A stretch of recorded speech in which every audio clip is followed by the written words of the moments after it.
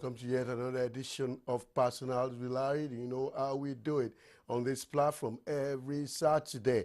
It's been a very wonderful feel right here in Nigeria.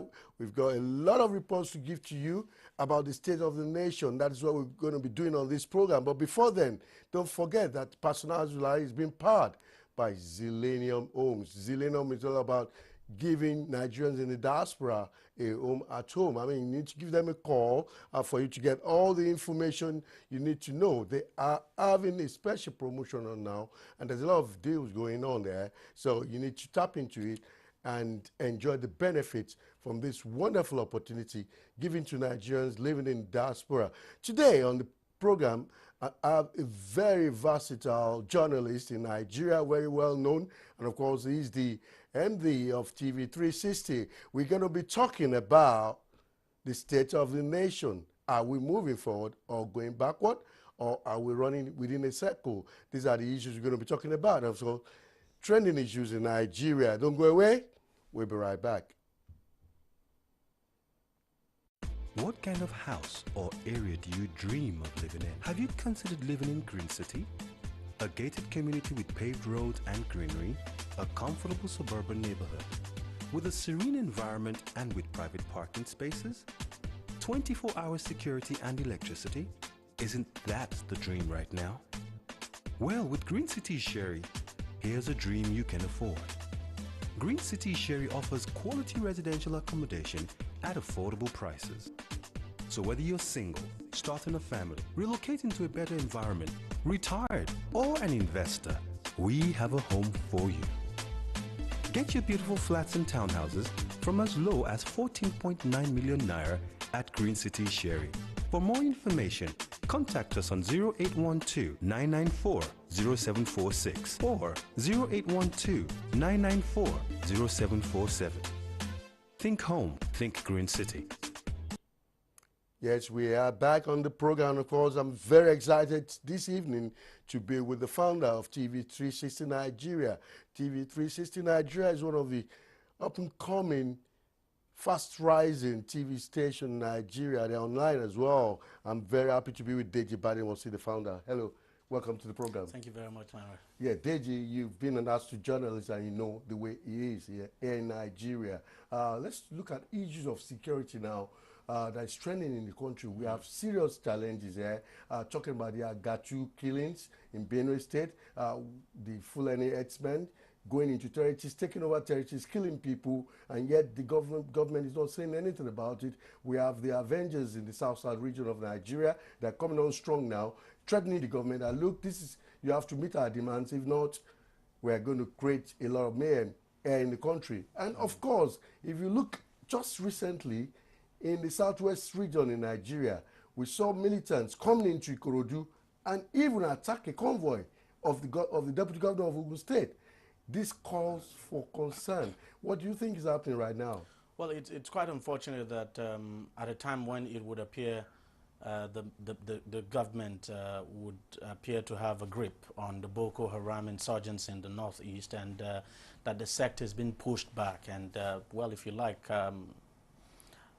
say technically defeated now, that we're also having challenges in other areas, especially in the south of the country. So it would appear that while the security situation in the northeast of the country is improving, that of the south of the country seems to be deteriorating. But to be candid, what is happening in the Niger Delta? Well, the good thing is that at least the government is now beginning to have a grip of that situation. And we can't completely remove politics from the Niger Delta Avengers crisis, so to speak, if I may use the word crisis now. We all know there's politics in it, and that beyond politics, there are also other issues involved as well. Fine, the Avengers have actually asked for the development of the Niger Delta, even though they've made some very controversial demands too on the government.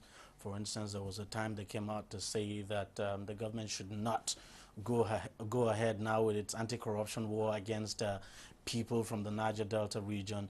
There was a time they even asked the government to release the former National Security Advisor that's Sambo Dasuki, as well as Nnamdi Kanu, the leader of IPOB, who's standing trial for treason.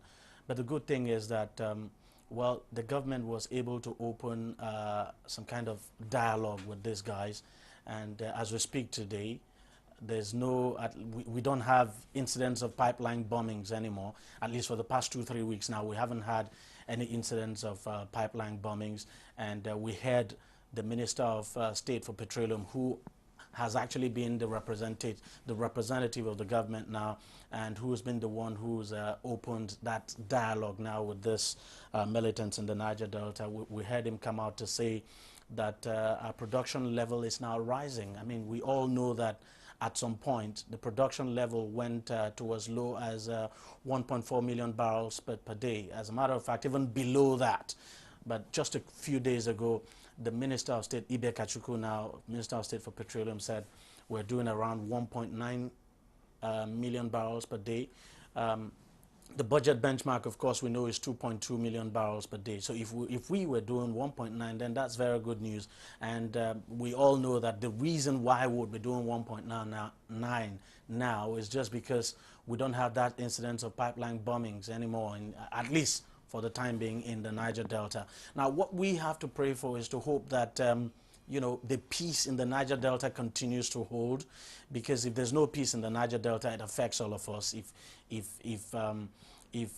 the production, you know, the production level of this country is grounded to zero, as these guys promised before, then it would affect everybody, not just the Niger Delta, the entire country, because this country, we know, relies on oil. So for the herdsmen, and thank God, I should add that something good too is that I think the president too is beginning to realize that you know, he needs peace in the Niger Delta. Initially, when he came on board, he was sounding very tough and all of that.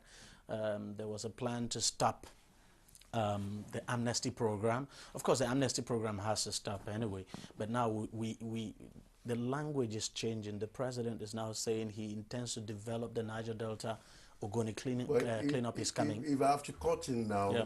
if you look at recent developments in the South and Southeast region, we've seen these militants coming up in groups in different states. And as far as Akwa Ibom something we must recently. Yeah, and something we must try to understand is we're not absolutely sure if the people who attacked, you know, the group of guys or bandits, if you like, who attacked the convoy of the deputy governor of Ogun State, if they were actually militants, because, you know, the word militant was actually coined to define a group of people in the Niger Delta region who were actually fighting for the development of that region. So we can't use that word now to define, you know, common criminals and say they're militants, even though, well, the suspicion is that these people actually came from the Niger Delta area, from probably the riverine area of Ondo State, for instance, to carry out the attack here. It will be difficult to refer to them as Niger Delta militants and classify them in the group of, say, manned Niger Delta Avengers, and all of that. These people might, you know, for all intent and purposes, be ordinary bandits, criminals, armed robbers who were actually probably bent on carrying out criminal activity or what have you. So we just have to get that straight. But for the herdsmen issue you talked about, well, at least there's we know that the National Assembly is now debating the issue of the grazing reserve. We know the government is working on coming up with a solution, not just the grazing reserve now. They're also talking about creating ranches now for people who want to rear cattle and all of that. And good thing is, let's face it, if you ask me, I think the incidence of you know, herdsmen attack, it's going down. It's not as rampant as we used to have it. What about the miners they've caused all over? Look at Benue State. A lot of people died, lost their homes, and yet the government has not we're waiting to see. Anything.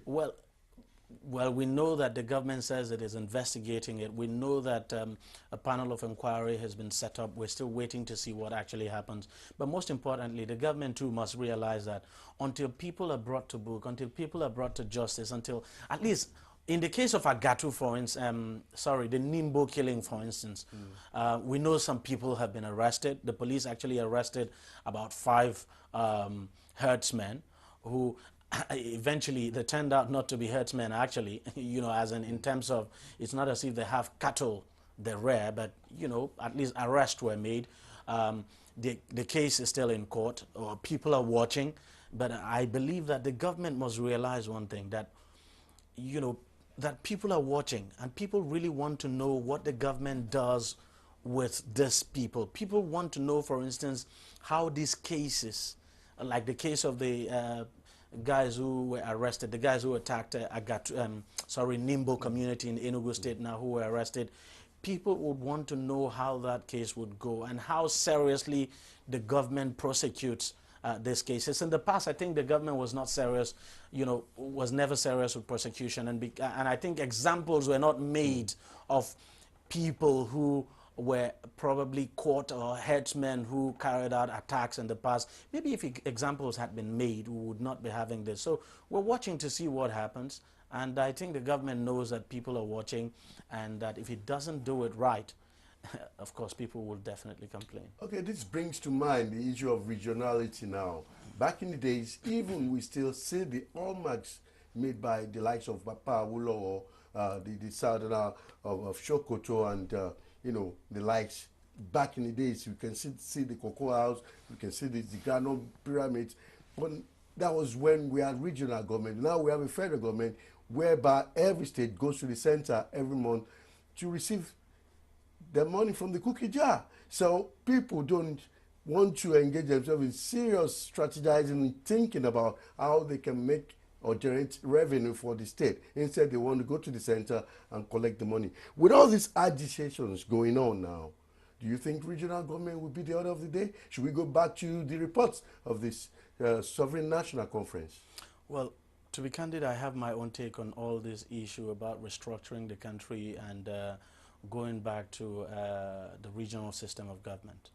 It's good. I mean, there's no question at all that it would be necessary for more resources to come to the states, that it would be necessary for the regions to have more powers and what have you. But I think most importantly is the fact that if you asked me, Lanre, I don't think there's anything wrong with the system we run at the moment. What is wrong with the system we run at the moment is us. It is not the system itself. Now, would going back to the region, would it end corruption, for instance? The answer is no. Would going back to the region, would it prevent some people from, embezzling the commonwealth of that region? The answer is no. Look, yes, it's good to, there are merits in going back, but my own take is, I don't think there's anything fundamentally wrong with this system. Yes, states go to the center every month to collect their allocation. Oh, well and good. But what have the states done with those monies they've been collecting all this while? What have they done? What did they do? And, we're all talking about regionalism now because the price of oil has gone down, and states are having challenges with having to meet their obligations, pay salaries and all of that. But when oil was trading or selling for as high as $120, $130 per barrel, and there was so much to share, what did the states do with the money? And let's face it, we talk about the Niger Delta region, for instance. We all know that they get more in terms of resource allocation than other states that are not oil producing. So the question is, what have they done with those monies they collected? So how does regionalism address that? I think we're getting something wrong. Regionalism worked back then, that's my own opinion, under when we had the Awolowo, Atafa, Balewa, the Saudana of Sokoto, then the Saudana of Sokoto. It worked fine. But why can't it work now? The one thing we must understand is the kind of leadership Nigeria had at that time is different from the kind of leadership we have now. We had visionary leadership. We had leadership that that was not greedy, so to speak. We had leadership that was not self-centered. We had leadership that was more about the people and not about self. Today, Landry, you and I know how much some people today, elderly people in society who are supposed to be leaders of this country, we know how much they are being accused of stealing and how much some of them are returning. So I don't think changing the system itself, I don't think we should just think that by going back to the regions, all of our problems will be solved. I think the most important thing is we have to look at ourselves. What has actually changed? What has changed in the Nigerian? What is the difference between the Nigerian leader of today and the Nigerian leader we had back, the Nigerian leadership we had in between 1960 to 1963 or up to the early 70s? Something has actually gone wrong, and unless we're able to fix that, I don't think changing a structure would fix it. How would, oh, okay, let more money come to the regions. Let's go back to the regions. Of course, you still have to deal with the issue of who governs the region. How do you elect the leadership of that region? Take, for instance, the southwest region of the country. Let's assume that the southwest is one region. The question would be, where would the leadership of the southwest region come from? Would it come from Ondo State, Ogun State, Lagos State? Of course, you would also have that political problem. The same way you had that problem back in the 60s when Awolowo had to leave the region to go to the center to run for the presidency. And when he wanted to come back, Akintola refused to give way. You're still going to have this political challenge. But I think most importantly is the fact that, look, even if the regions were getting more resources, let's just say if the states were getting, for instance, the governors are asking that the revenue formula in this country be reviewed so that states get more revenue from the federal allocation than the central government, all well and good. But people must realize that if you get more money, you should get more responsibilities as well. That's true. So, but the question is, what exactly are you doing with what you're getting? Look, if we were doing so much with the little we're getting now, then we can say, look, you know what? If we had more, we probably would be able to do more than what we're doing now. Okay. But a situation where we're not doing much with the little we have, as a matter of fact, doing almost nothing with the little we have, who says that it is when you go back to the regions and then more monies come to you, that is when the regions would be able to develop? Will that eliminate corruption? No. No, it would not. It would not.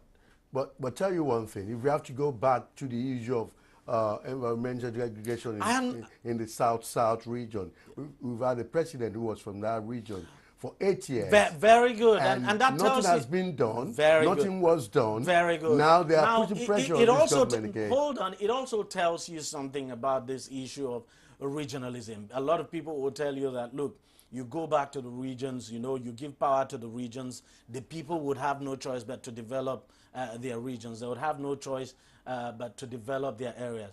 For God's sake, President Jonathan was in government for about between 5-6 years. What did he do for the region? Obasanjo was he was in office for 8 years. What did he do? Did the Southwest actually benefit? Would we say that the Southwest benefited a lot? So I really don't think so it's all about I don't think that's actually the solution to our problem. Okay. If you ask me, we just need to change ourselves. Okay. We need to change ourselves. We need to get our priorities right. I don't think going back to the regions will solve our problems. That we have 36 states in the country today, I don't think it's a bad idea. Okay. The only reason why you would have people agitating for regionalism is just because when people in government do not deliver and do not appear to be doing things to develop their states, that's when these agitations will grow. If things were okay, you wouldn't have these agitations. So the question is, if you go back to the regions, would you bring people from mass to run the regions? Okay. They're not the same politicians you would need to run those regions. Fantastic, Deji, fantastic. We need to go for a quick break now, and we'll be right back. We've been talking about the state of the nation. Don't go away. We'll be right back. What kind of house or area do you dream of living in? Have you considered living in Green City? A gated community with paved roads and greenery, a comfortable suburban neighborhood, with a serene environment and with private parking spaces? 24-hour security and electricity? Isn't that the dream right now? Well, with Green City Sherry, here's a dream you can afford. Green City Sherry offers quality residential accommodation at affordable prices. So whether you're single, starting a family, relocating to a better environment, retired, or an investor, we have a home for you. Get your beautiful flats and townhouses from as low as 14.9 million naira at Green City Sherry. For more information, contact us on 0812-994-0746 or 0812-994-0747. Think home, think Green City. Welcome back, and we're happy to have you. We thank you for your viewing loyalty. We urge you to give you the best content from this part of the world, Nigeria. I still have the founder of TV 360 live in the studio with me. Deji, we're talking about the country now. I can say you're a youth, and I'm youth as well. What does the future hold for us in this country? Because can I say we belong to a wasted generation? We have a country whereby our leaders don't think about the people, they think about themselves. And this has shown in this 8th assembly. We've seen a lot of conflicts every time at the Alo chambers. We're not talking about issues that concern the ordinary citizen now. We've seen court cases, we've seen accusation of forgery. What do you make of all of this? Well, first, I don't believe we're a wasted generation. We may not be in power. We may not be in governance, but I think we are not a wasted generation. Things might be tough now. But, you know, individually and outside of government, I think young people in this country have done well. And as a matter of fact, you look at what is going on today, you look at the various sectors of this country, the various sectors of the economy of this country, and you see you just would see the fact that it is young people who are actually making things work and driving these various sectors. And it's basically the reason, you know, I have hope for this country and hope for the young people of this country. So I don't think we're a wasted generation, and I think the much desired change we want in this country would actually come from young people, whether we like it or not. Now, as to what is happening in the National Assembly, it would appear that we would seem to have more stability in the House of Representatives. In the past, it used to be that the Senate was better organized, that you had more mature men there, and the fact that you have just 109 senators compared to 360 members in the House of Representatives, that it's easier to manage the Senate, and that the Senate would always provide leadership. But now, unfortunately, it seems it is the House of Representatives with its 360 members that are actually providing, you know, the House of Representatives now that is actually providing leadership. But for the Senate, I think the only reason why people are disenchanted with the National Assembly is because of what is going on in the Senate. And we all know, I mean, there's a background to all of that. There's no question at all that you can't remove what happened, the election, the way the leadership of the Senate came into power, came to be elected or came into power now. You can't divorce that from what is happening in the Senate now. You also cannot divorce, you can't divorce it from the fact that it also has to do with some kind of internal crisis in the ruling APC now. But the hope is that, well, somehow some of these things would be sorted out. But one thing for me, if you ask me, is, look, if allegations have been made, for instance, allegations have been made against the Senate President and the Deputy Senate President, well, all well and good. I mean, those allegations might have come up for political reasons, but, you know, whether they are for political reasons or not, the question we should be asking is, are those allegations genuine? If they're genuine, well, and if anybody feels those allegations are also not genuine or that they can't hold, just go to court and defend yourself. But so don't you think these are major distractions to this government? Well, unfortunately, yeah, of course, there's no question, major distractions, because, I mean, you look at the Senate now, the Senate, it's over a year that the Senate was inaugurated. and we can't say we have seen anything substantial now, anything concrete come out of that Senate in terms of the passage of far-reaching bills and what have you. It's quite unfortunate, but I think eventually this whole thing will blow away. There will be some kind of settlement. I want to also believe that part of the reasons why we're having this challenge in the Senate, Senate leadership, is also the fact that it's, should I say, we can say the APC too, it's finding it difficult to accept the fact that the man who occupies the position of the Deputy Senate President is not from the party, the way it should be.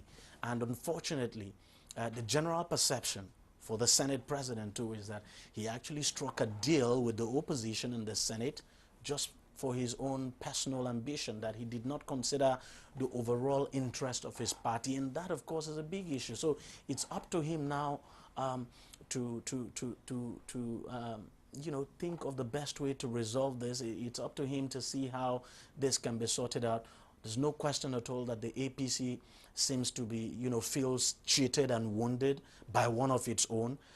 How this whole thing plays out, we just have to wait and see. But for the cases in court, if allegations of forgery have been made and established by the government, I think, and you think, if the Senate President and the Deputy Senate President think those allegations are not true, they should go to court and, defend themselves.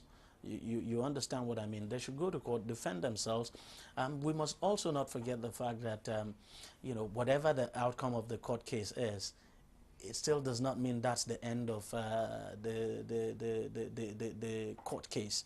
It still has to go on appeal to the Court of Appeal and even up to the Supreme Court. But most importantly, I think we should senators must learn to put Nigeria first. That it's not about you as an individual senator, that it's really about this country, and that, look, what is going on now, is it to the benefit of the country? It's important. Okay. It's important that everyone realizes that. Let's look at governance now. In the past 1 year of this administration, we struggled to have minister. It took us a long time, and now we've got one. And, I can say maybe 4 or 5 that has been very vocal in the recent times. And if you see the level of hunger on the streets now, people are very hungry, people don't have jobs, people are complaining, there is no power. You have to buy your own generator, and you have to buy that petrol for 145 naira per liter. You know what that means? So an average civil servant will receive probably about 18,000 naira a month. So with all this going on now, it's not going to add to the socio-economic problem of this country. And, as I speak to you, the government is not even getting a solution to it. So what do you think can happen in the next 1 year? Because I know by 2018, they'll all be going back to their trenches to pull out resources to fight for the next election. Well, to be fair to the government, Larry, I don't think the government is not getting a solution to it. I'm not speaking for the government, but I think the problem we have is, whether we like it or not, whether anybody believes it or not, our problem stems from the fact that, in terms of the economy now, stems from the fact that all along we had relied on just one product, oil, to drive this economy. The bulk of government revenue comes from oil. About 80% of government revenue comes from oil. What is the contribution of oil to the GDP is just around 14%. Just around 14%. But fact is that the bulk of government revenue comes from oil. So if the price of oil drops, Nigeria will definitely catch cold. The only reason we know today that about 27 states are finding it difficult to pay salaries is just because we're not making much money from oil. And because we're not making much money from oil, the revenue we share to the various states have suddenly, shrunk. It's gone down. It got so bad that we got to a situation where, as we were told, that some states were getting around 100 million naira when they had a wage bill of billions of naira. So I think that is our biggest problem. And you know what? I think this presents us with an opportunity. And that is why somehow I still feel that the price of oil should please not rise. Let it remain at this level. Maybe we'd be able to put on our thinking cap and get serious. Serious with this issue of diversification of the economy. We've been talking about diversifying this economy for ages. I don't think there's any government in this country, past government, that did not talk about diversifying this economy. But you know what? We're never serious. We didn't pursue the issue of diversifying the economy. We still continue to rely on oil. Now that this government is pursuing a program of diversifying the economy, I pray that the price of oil continues to stay low so that we will all feel the pinch, and the government too will feel the pinch. Because you know the problem. Look, if the price of oil were to jump today from the around $48 per barrel it is today to say $110 or $100. You know our problem in this country? We will forget. We will go back to our old ways. It's always been like that. It's always been like that. It's about the system or the people. Look, it's about the people. It's about the kind. It's about the people. The people. I keep saying it. There's nothing wrong with the system. There's nothing wrong with, it's just like you're driving a car. You have a new car, so to speak, or a car that is probably a year or 2 year old. And fact is that, look, the car still works anyway. But the fact is that if you give that car to a bad driver who probably doesn't know how to drive, the driver will crash the car. He will crash the car. So I don't think the problem is with this. We keep saying the system, the system, the system, as if the system itself will fix the problem.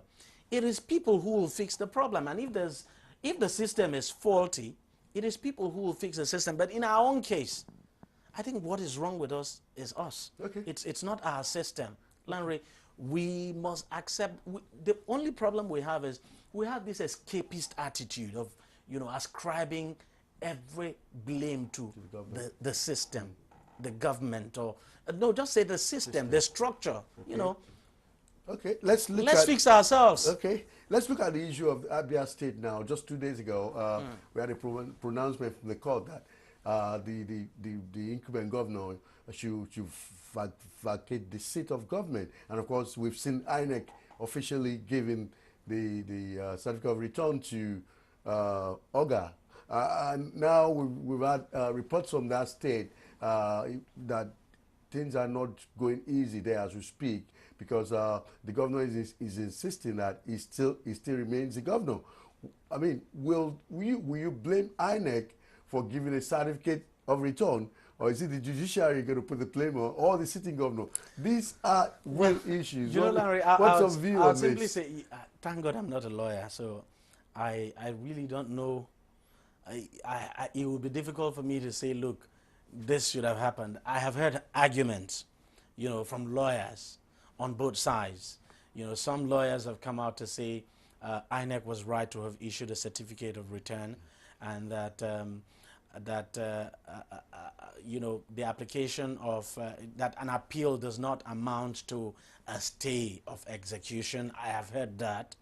I've heard those who have come out to say, look, the moment an appeal was filed, that nothing ought to have been done, that INEC shouldn't have issued that certificate of return because an appeal basically amounts to a stay of execution.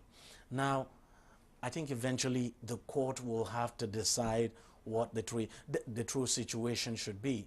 There's confusion now, there's no question at all. There's confusion. Me too, I was surprised. When I heard that Uche Oga was issued with a certificate of return. As a matter of fact, most of us didn't even know this case was in court. Most of us, the case that ousted Ikpeazu now. But the incumbent still has about two stages of two levels of judiciary. Well, yeah, that's what we're saying. He could appeal to the Court of Appeal, which he says has done that. He could also appeal to the Supreme Court. And I've also heard people say, well, even after filing the appeal, he probably did not put INEC on notice, and so INEC was not aware, and that's the reason INEC went on to issue the certificate of return. I do not know. We just have to wait and see how the drama, you know, yes, how the drama ends. It's unfolding now. We also understand that, well, you want to call him incumbent. It depends on what angle you're looking at it. We heard that Ikpeazu, for instance, okay, the incumbent let me just put it that way, the incumbent governor has actually gotten a court order now from a state high court, you know, stopping the swearing in of Uche Oga. We just have to wait and see how all of this But ends. we just learned this afternoon that the Attorney General that is supposed to swear that's the chief judge of the chief state. Judge, sorry, the chief judge of the state did not turn up for the inauguration. Well, another question is, if a chief judge is not available to perform to carry out the swearing in, we know that, you know, someone else could do it. We have seen it in this country. But it never happened in a in particular states. no, it happened in a particular state, I think, where maybe the head of the customary court had to perform that function and swore in. I don't really, but it has happened. You know, I'm not a lawyer, but you know, these lawyers would always, they know how to deal with this issue. They know how to go about it. But I don't know if, I don't know how this is going to be sorted out. I don't know if eventually Uche Oga would be sworn in and then Ikpeazu would be made to fight his case from outside of government house. We have to wait and see. But, okay, fantastic. But to be before we candid, go, it's confusing. time is not really on our side. Let's go back to the Ekiti State saga now. We've seen a battling governor who's battling the EFCC, and we've seen a lot of people coming out to say, look, what EFCC did was wrong. They should have frozen a sitting governor's account because he's got immunity. And people are saying the residents in Ekiti State are protesting that, look, leave our governor alone. We love our governor, and there's nothing wrong with that. So I think the issue in Ekiti State is unfortunate, quite being politicized. We all know that the EFCC can actually freeze the account of a governor, a sitting governor, and as a matter of fact, it has happened before. Fayose is not the first case. It happened to Alame Seya. We know it happened to Alame Seya. It happened to another governor, I can't remember the name now. So Fayose's case is not the first. And I think it would be absurd to say that you can't freeze the account. I don't think it takes anything away from his immunity. I don't think it takes anything away. The most important thing is you can't bring him before a court. That's what I think. And I think for those who are protesting, now this is my personal opinion, I think for those who are protesting and saying, for instance, we saw that members of the State House of Assembly, for instance, protested by holding a plenary session on the road. That's quite disappointing, to be candid. I think what the lawmakers of that state should be asking is, look, the account that was frozen, does it belong to the state? It belongs to the governor. It's a personal account. And can they be asking questions as to how the governor came about this money? That's a state that has not been able to pay salaries for upward of 5-6 months. And we're seeing a situation where you look at the accounts of the governor, you look at the account that has been frozen now, it would appear that the governor is richer than the state. So what is wrong in the lawmakers of that state, irrespective of the fact that, well, they owe their allegiance to Fayose, so it seems, and that they all belong to the same party? What is wrong in these lawmakers asking the governor some very pertinent questions? How did he come by the money? What work did he do to have made so much money? The governor has come out to say Zenith Bank sponsored his election. Zenith Bank has come out to deny that. They should be asking him questions. Governor, how come Zenith Bank sponsored your election? Okay, let's just even assume Zenith Bank sponsored your election. By how much? By how much? Rather, what we are seeing is the politicization of this issue. Look, it affects every one of them. They are not, people are just getting emotional about this. Okay. We have to wait. Well, it has now come out that the EFCC got a court order to freeze the governor's account. The governor has gone to court. We have to wait and see how that case plays out. But if you ask me, I think Fayose too should be asked the people of Ekiti State should ask the governor, Governor Fayose, some very tough questions. Okay. Okay, We're not talking about millions of naira here. We're talking about billions. Billions of naira. Huh? That's what we're talking about. And that is what I think the people should be asking their governor. Mr. Governor, please, can you just explain to us better how you came by this money? And not take to the street and holding one rubbish, permit my French, please, plenary session on the road. Okay, okay. Let's go to the issue of the country now. We're broke. There's no doubt about it. Are we broke? Yeah, we're broke. There's no doubt about it. We're broke And because we're broke we because all know why we're broke. Okay, now well, that we're broke. We're broke because what we were making from oil, unfortunately, is not what we're making now. But, you know, the good news for us is that the price of oil is going up. But at least we saw the price fall down to as low as $28 per barrel. Today it's hovering between 48 and 50. If it continues to go up, more money will come to the country. And we're talking about this more money we're talking about coming into the country. It's foreign exchange. I mean, it means more dollars will come into the country. The government will earn more forex. The reserve of the country will grow.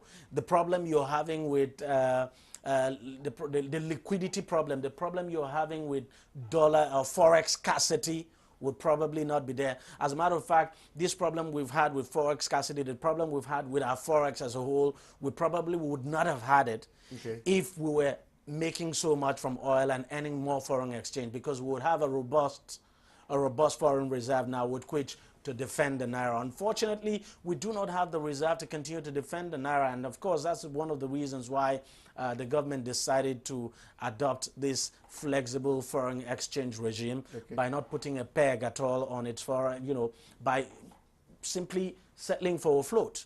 Okay. So it's I think with time, I think with better management and with the price of oil going up, and we continue to pursue the course of the diversification of the economy, I think the economy will improve.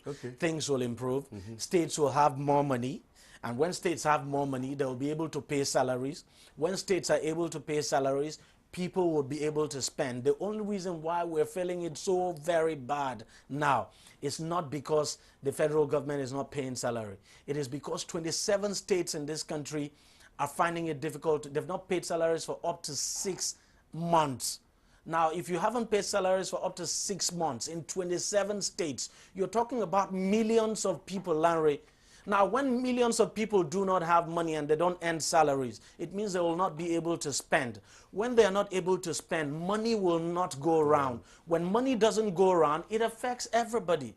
It affects every business. So the only reason why the man in Zamfara State is complaining today, as the man in Ekiti State, as the man in Ebonyi State, as the man in Bayelsa State, they're all complaining because their states are not paying salaries. And the reason why their states are not paying salaries is just because what comes to those states from the center has suddenly gone down. Why has it gone down? The price of oil has gone down. So the money that comes to Nigeria itself has gone down.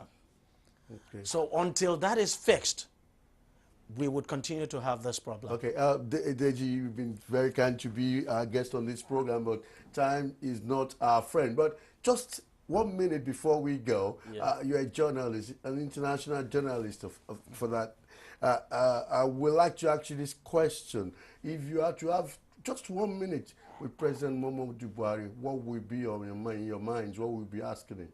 Well, I'll be asking him to, you know, probably, basically, to tell us more about his economic agenda, how he intends, you know, to turn this economy around. Of course, we can see things are being done. I mean, you know, we can see things are being done. Fine, we have a 6 trillion naira budget, wonderful, unprecedented. But the money is not out yet. Well, we know it will take time to come out. I mean, we know there are procedures with due process and all of that. But eventually, the money will come out. And I think what we, as Nigerians now, should concern ourselves with, and what we should be focused on is, look, when this money is eventually come out, how are this money spent? So what I would expect Nigerians to do is, we should follow the money. Okay. Follow the money. Follow the money and make sure that the monies are spent for what they are meant for. if you're providing 50 billion naira to fix roads across the country, let us follow the money to ensure that that 50 billion is spent on roads, and let us know what you understand. Let's know what roads those monies are spent on. So the president needs to do more in terms of the economy. He needs to, should I say, inspire confidence. He needs to give people the confidence that, look, his government can turn things around. Yes, we're beginning to see that things are gradually turning around, but we still need him to inspire more confidence that, you know, he has a very good handle of the situation and that he could fix it. So if I had the opportunity to speak with him one-on-one, I think I'll be focusing on the economy, because we know he's done well in terms of security. He's doing well, if you ask me, in the fight against corruption. One area we still need to do more is the economy. Okay, want to say thank you for giving us this opportunity. We really appreciate your presence live in the studios with us today. Thank you, Larry. We wish you well, and we hope to see you soon. Thank you very much, Larry. Yeah, thank you. Viewers, it's been an interesting discourse with a very well-known journalist in Nigeria. He is the founder of TV 360. And of course, we've been talking about the state of the nation. Hope you enjoyed that. Next week is another date on this platform, on this program. Keep watching Ben TV, the first ethnic satellite TV station in the UK. What kind of house or area do you dream of living in? Have you considered living in Green City? A gated community with paved roads and greenery, a comfortable suburban neighborhood, with a serene environment and with private parking spaces? 24-hour security and electricity? Isn't that the dream right now? Well, with Green City Sherry, here's a dream you can afford. Green City Sherry offers quality residential accommodation at affordable prices. So whether you're single, starting a family, relocating to a better environment, retired, or an investor, we have a home for you. Get your beautiful flats and townhouses from as low as 14.9 million naira at Green City Sherry. For more information, contact us on 0812-994-0746 or 0812-994-0747. Think home, think Green City.